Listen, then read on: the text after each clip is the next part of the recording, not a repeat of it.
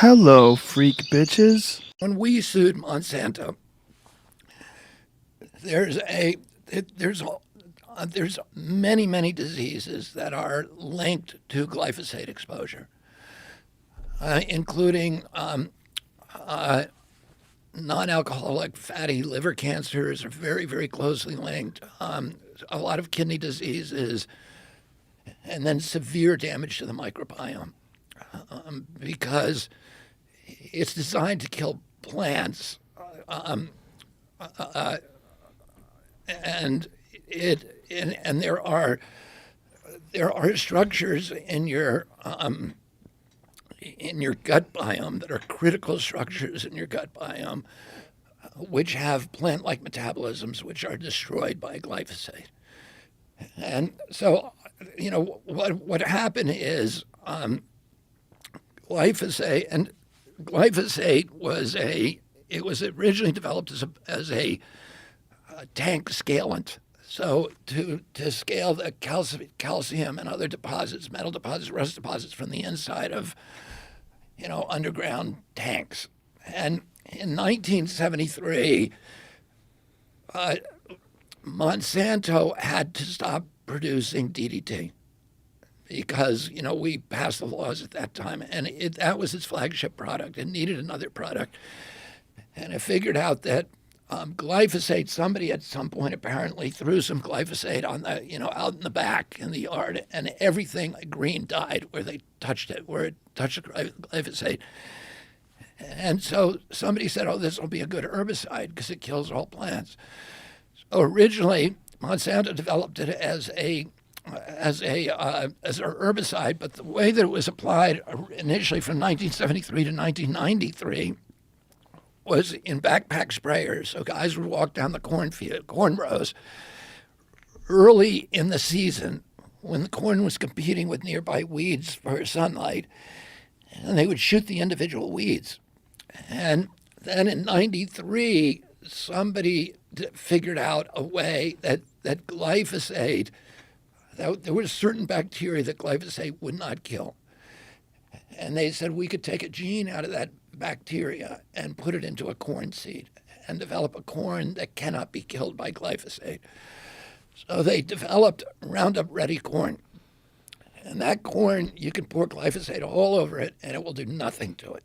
So now you could fire all of those workers who are expensive, and you hire one airplane and they fly over the fields. They saturate the entire landscape with glyphosate. Everything dies except the Roundup Ready corn. And within a couple of years, Roundup Ready corn was now 90% of the corn, 95% of the corn in the United States is now Roundup Ready corn. And so, but it was still being, and then they developed it for soybean and for barley, for sorghum, for a lot of other plants. But it was still being applied early in the season. And then in around 2006, they discovered that if you sprayed it on wheat late in the season, it would desiccate the wheat. In other words, it would dry it out. And one of the big losses for farmers in wheat is if it rains during the harvest season, you can't harvest it because it gets moldy. And so if you can spray a desiccant on it and dries it out and kills it, you can harvest it right away and it won't get moldy.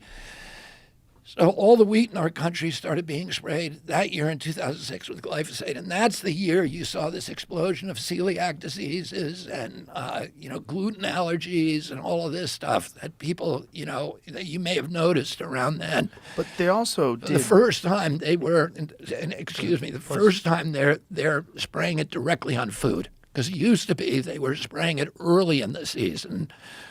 And it would wash off, and the corn would get higher than the weeds, and you wouldn't have to do it. But now they're spraying it directly on our food. Sorry, Joe. Go ahead. No, it's okay. So when they started doing this, there's a direct result? Like you can see the increase in celiac disease. You can see. Is this like documented? Well, no. These are.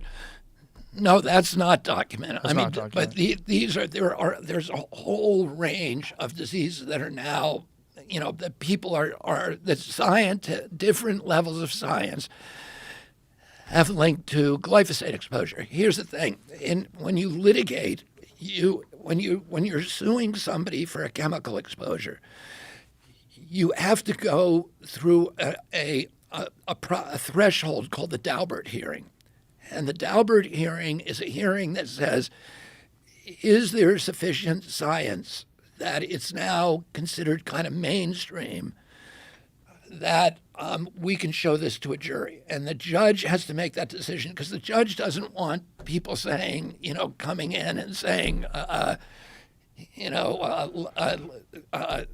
loud noise has made me crazy. Right. Right. There has to be before, and then a good attorney might be able to convince a jury that my client got crazy because he heard a loud noise. So the judge needs to make a threshold decision about whether there's sufficient science to show a jury, and that is a very high threshold. So of all of the diseases that are probably almost certainly caused by glyphosate, the only one to pass that threshold was the case that we brought for non-Hodgkin's lymphoma. So at that point, we had enough rat studies, enough human studies. We had about 10 of each. And we were able to go to the judge and say, we got enough science on this now to show that it's that non-Hodgkin's lymphoma is being caused by glyphosate. So those were the only cases we brought. The other thing, but there are a lot of really interesting studies that show links between injuries to children and the amount of glyphosate in a woman's urine and the mother's urine, including a lot of sexual development. It's an endocrine disruptor. So, similar to phthalates. Phthalates are an endocrine disruptor. Probably the most disturbing endocrine disruptor, and this is something we should all be looking at, is atrazine. Yeah. Because atrazine, which is now ubiquitous, it's everywhere.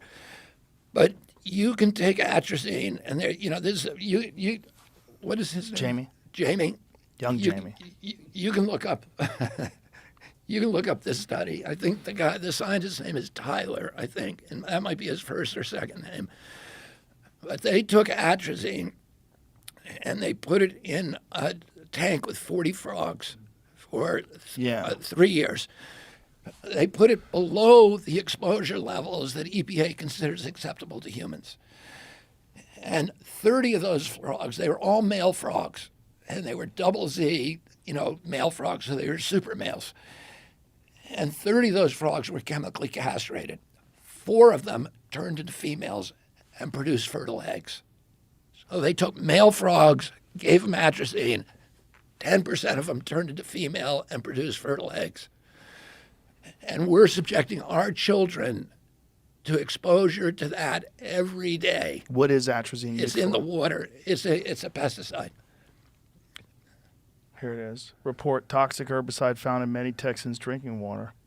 That's it. That's from 2018, November 20th. Yeah, and what does this do to sexual development in children? Nobody knows, because we know what it does to frogs.